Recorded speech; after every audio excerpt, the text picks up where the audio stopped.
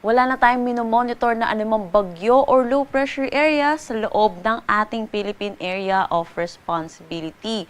Pero sa ngayon po, patuloy pa rin ang pag-iral ng southwest monsoon or habagat dito sa may buong Luzon, pati na rin dito sa western section ng Visayas. Sa nalalabing bahagi naman po ng Visayas at kabuuan ng Mindanao, localized thunderstorm ang inaasahan natin na magdadala ng mga panandaliang buhos ng pag-ulan, lalo na sa hapon at sa gabi.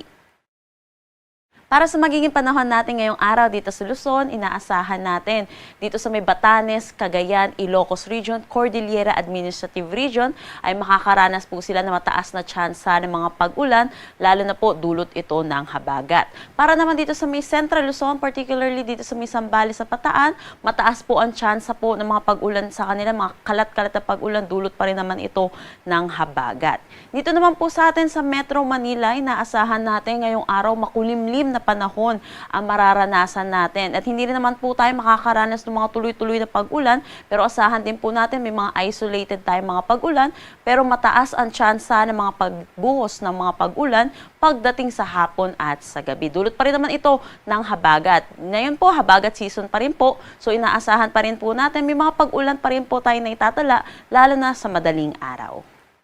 Para naman sa nalalabing bahagi ng Luzon, maaliwalas na panahon ang kanilang aasahan kahit southwest monsoon po ang umiiral po sa kanila. Pero asahan din po natin mataas ang tsansa ng mga pagbuhos ng ulan pagdating sa hapon at sa gabi.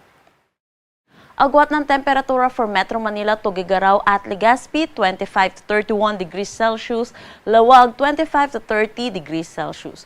For Baguio, 17 to 23 degrees Celsius at Tagaytay, 22 to 30 degrees Celsius.